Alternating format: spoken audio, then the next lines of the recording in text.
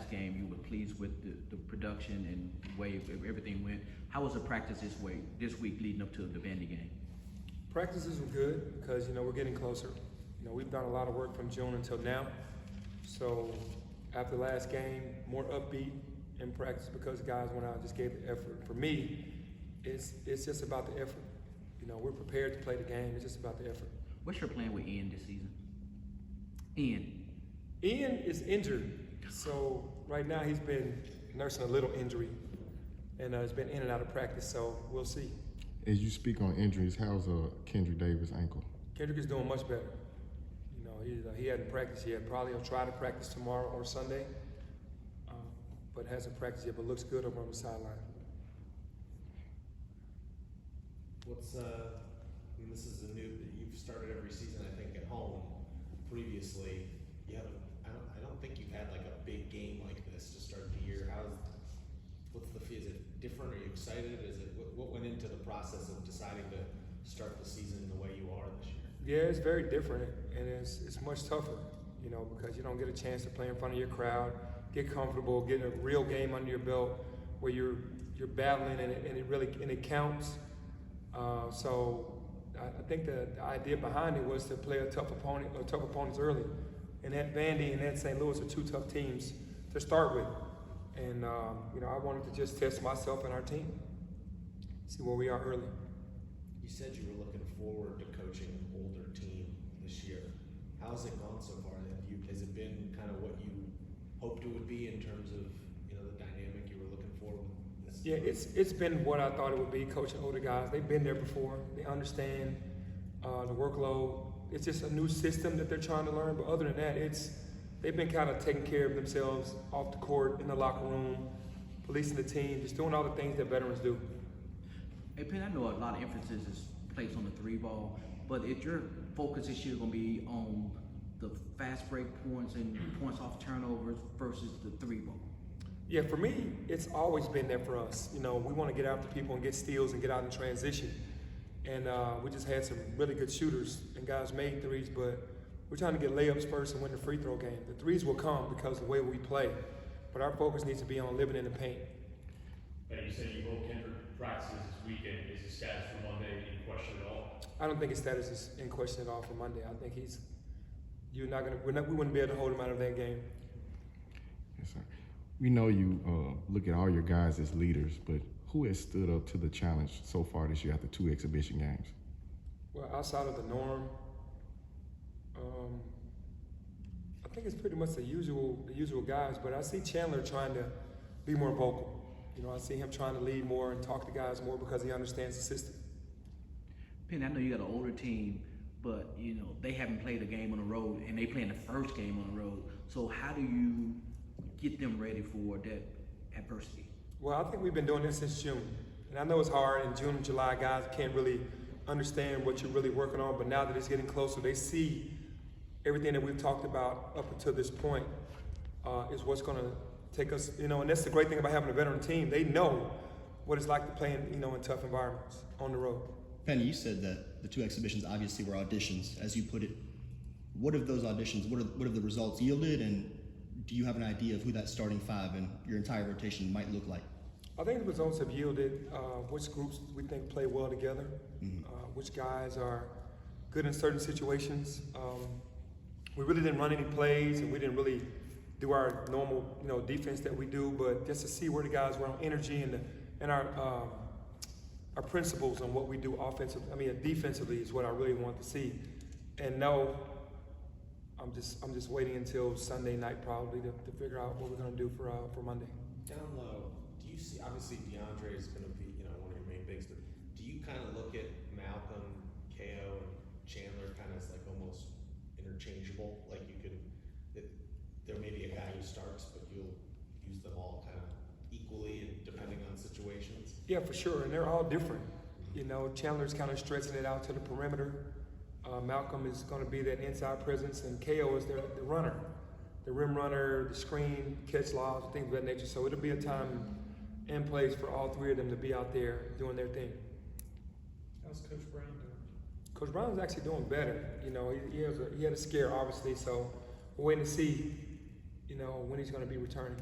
Are you preparing as if Demarie will not be available on Monday? As sad as it is, I don't want to say that it can't happen before the game, but it's just a sad situation. So we're preparing without him for sure because he's still in practice, but I'm sure he hasn't really locked his brain in. We're trying to tell him, hey man, anything can happen, so stay locked in. But right now it's not looking good.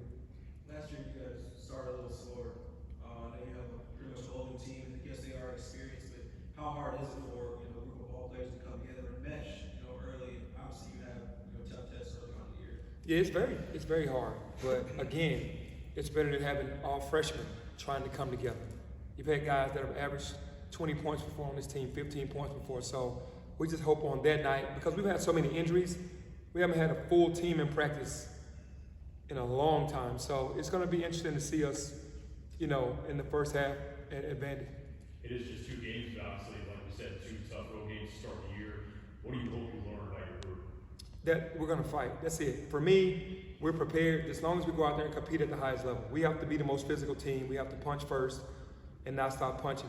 We can work with that. Have you prepared yourself for coaching from the baseline at Vanderbilt? That's weird. I think I'm gonna walk out the half court where Jerry is. I think he kind of goes around.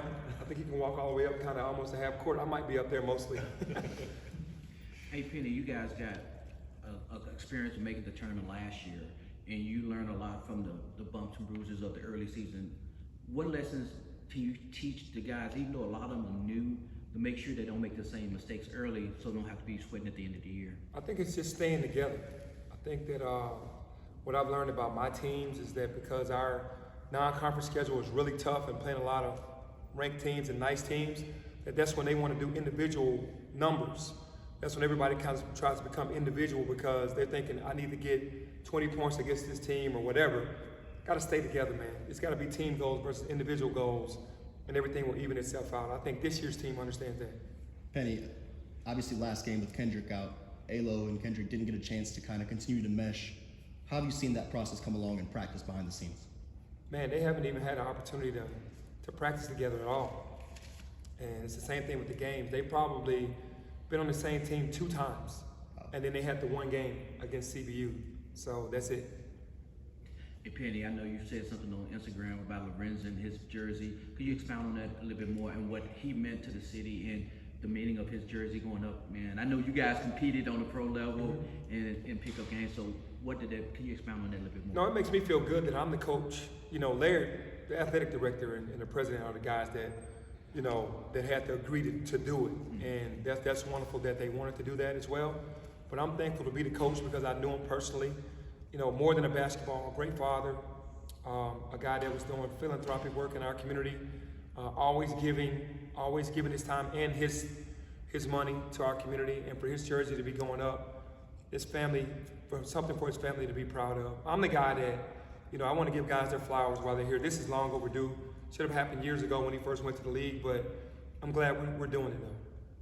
Unrelated to that, I know you can't talk specifically about specific recruits, but you have this team this year that's a lot of transfers, guys who might be in their last season of college basketball, and then it appears you're going after another, trying to get a high-profile recruiting class for the next class. How do you view sort of what you're doing strategically from a roster management standpoint? Like, what's the method to it? If you I think the method to the madness is just who I like and who I feel like will be great in the system. And that's just how I think. This is a veteran team. In the past, I've had younger teams. Last year was a mesh. The year before was very young. So it's more about what I think that will mesh together.